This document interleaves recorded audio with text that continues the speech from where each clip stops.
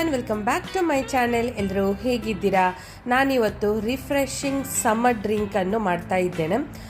ಇದಕ್ಕೆ ರೋಸ್ ಲಸ್ಸಿ ಅಂತ ಹೇಳ್ತಾರೆ. ತುಂಬ ಟೇಸ್ಟಿಯಾಗುತ್ತೆ. ಈ ಸಮ್ಮರ್ ಟೈಮಲ್ಲಿ ಎಲ್ಲ ಕುಡಿಲಿಕ್ಕೆ ಸೂಪರ್ ಆಗುತ್ತೆ. ಹೆಲ್ದಿಯಾದ ಡ್ರಿಂಕ್ ಇದು. ಮಕ್ಕಳಿಂದ ದೊಡ್ಡವರ ತನಕ ಇದನ್ನು ಕುಡಿಬಹುದು. ಬನ್ನಿ ನೋಡುವ. ಇಲ್ಲಿ ನಾನು ತಗೊಂಡಿದ್ದೇನೆ ಕರ್ಡ್, ಮೊಸರು, ದಪ್ಪ ಮೊಸರು, ಯೋಗರ್ಟ್. ಇದು ನಾನು 2 ಗ್ಲಾಸ್ ಬರುವಷ್ಟು ಕ್ವಾಂಟಿಟಿಯಲ್ಲಿ ತಗೊಳ್ತಾ ಇದ್ದೇನೆ. ಇಲ್ಲಿ ನಾನು ಸ್ವಲ್ಪ ದಪ್ಪ ಅಂದರೆ ತಿಕ್ಕಾಗಿ ಮಾಡ್ತಾ ಇದ್ದೇನೆ ಈ ಲಸ್ಸಿಯನ್ನು. ಇಲ್ಲಿ ನಾನು 4 ಸ್ಪೂನಷ್ಟು ನೋಡ್ಬೋದು. ಇದು 1/4 ಕಪ್ ಇದು ಸ್ಪೂನ್. ಇದು 4 ಕಪ್ಪಷ್ಟು ನಾನು ಹಾಕ್ತಾ ಇದ್ದೇನೆ. ನಿಮಗೆ ಜಾಸ್ತಿ ಜನರಿದ್ದರೆ ಜಾಸ್ತಿ ನೀವು ಸ್ಪೂನ್ ಹಾಕ್ಬೋದು. ತುಂಬ ಈಸಿ ಇದು ಮಾಡಲಿಕ್ಕೆ.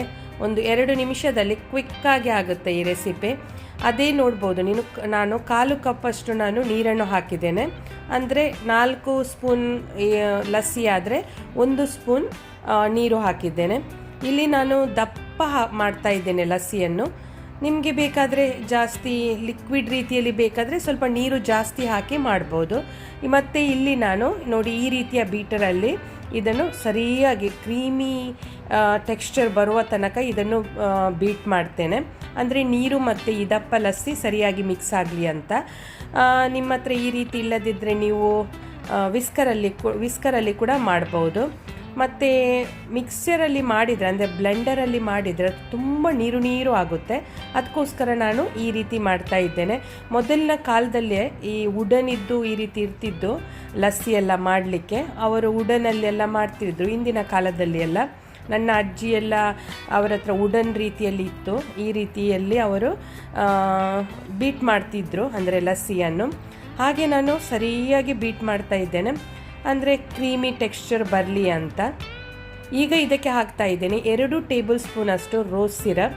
ಇದಕ್ಕೆ ಸಕ್ಕರೆ ಏನು ಹಾಕಲಿಕ್ಕಿಲ್ಲ, ಯಾಕೆಂದರೆ ಈ ರೋಸ್ ಸಿರಪ್ ಸ್ವೀಟ್ ಆಗಿರುತ್ತೆ.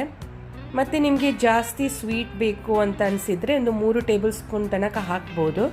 ನಾನು ಇಲ್ಲಿ ಸ್ವಲ್ಪ ಕಡಿಮೆನೇ ಹಾಕ್ತಾ ಇದ್ದೇನೆ, ಇಲ್ಲಿ ಅಂದರೆ ಸ್ವೀಟ್ ಇನ್ನೂ ಜಾಸ್ತಿ ಆಗುತ್ತೆ ಅಂತ. ಅಂದರೆ ಇದು ಸಿರಪ್ ತುಂಬ ಸ್ವೀಟ್ ಆಗಿರುತ್ತೆ.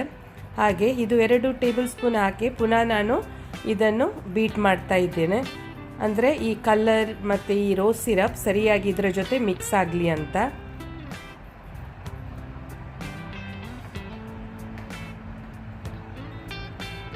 ಸೂಪರ್ ಆಗುತ್ತೆ. ಸಮ್ಮರ್ ಟೈಮಲ್ಲಿ ಎಲ್ಲ ಈ ರೀತಿ ಮಾಡಿ ಕುಡಿದ್ರೆ ಒಳ್ಳೆ ರೋಸ್ ಲಸ್ಸಿ ರೆಡಿ ಆಗುತ್ತೆ.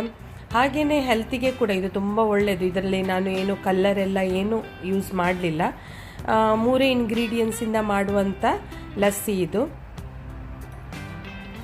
ಈಗ ಲಸ್ಸಿಯನ್ನು ಗ್ಲಾಸಿಗೆ ಹಾಕಿ ಸರ್ವ್ ಮಾಡುವ.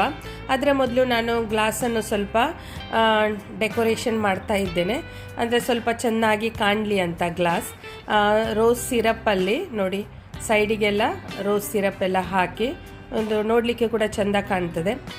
ಈಗ ಇದು ಮಿಕ್ಸ್ ಮಾಡಿ ಇಟ್ಟ ಲಸ್ಸಿಯನ್ನು ಇದಕ್ಕೆ ಹಾಕಬೇಕು. ನಾನು ಸ್ವಲ್ಪ ತಿಕ್ಕಾಗಿ ಮಾಡ್ತಾ ಇದ್ದೇನೆ ಲಸ್ಸಿ. ಕುಡಿಲಿಕ್ಕೆ ಒಳ್ಳೆಯದಾಗುತ್ತೆ ತಿಕ್ಕಾದರೆ. ನಿಮಗೆ ಸ್ವಲ್ಪ ಲಿಕ್ವಿಡ್ ರೀತಿಯಲ್ಲಿ ಬೇಕಾದರೆ ಇನ್ನು ಜಾಸ್ತಿ ನೀರು ಹಾಕಿ ಮಾಡ್ಬೋದು. ನೋಡಿ 1 ಗ್ಲಾಸ್ ಕುಡಿದರೆ ಹೊಟ್ಟೆ ಫುಲ್ ಅನಿಸುತ್ತೆ, ಅಷ್ಟು ಟೇಸ್ಟಿಯಾಗಿ. ಮೇಲ್ಗಡೆಯಿಂದ ಸ್ವಲ್ಪ ರೋಸ್ ಸಿರಪನ್ನು ಹಾಕ್ತಾ ಇದ್ದೇನೆ, ಮತ್ತು ಸ್ವಲ್ಪ ಪಿಸ್ತಾಶೋ, ಮತ್ತು ಸೈಡಲ್ಲಿ ಸ್ವಲ್ಪ ರೋಸ್ ಪೆಟಲನ್ನು ಇಡ್ತಾ ಇದ್ದೇನೆ. ನೋಡಿ ಯಾವ ರೀತಿ ಬಂದಿದೆ ಲಸ್ಸಿ. ರೋಸ್ ಲಸ್ಸಿ ರೆಡಿ ಆಗಿದೆ. ಹೀಗೆ ನಿಮಗೆ ಗೆಸ್ಟಿಗೆ ಪಾರ್ಟಿಗೆಲ್ಲ ಮಾಡಿ ಸರ್ವ್ ಮಾಡಬಹುದು. ನೋಡಿ ಸಿಂಪಲ್ ಆದ ರೋಸ್ ಲಸ್ಸಿ ರೆಡಿ ಆಗಿದೆ. ಈಸಿ ಮತ್ತು ಕ್ವಿಕ್ಕಾಗಿ 3 ಇಂಗ್ರೀಡಿಯೆಂಟ್ಸಲ್ಲಿ ಮಾಡುವಂಥದ್ದು.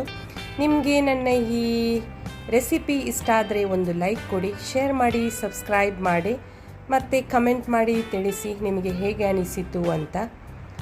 ಬಾಯ್ ಬಾಯ್, ಟೇಕ್ ಕೇರ್.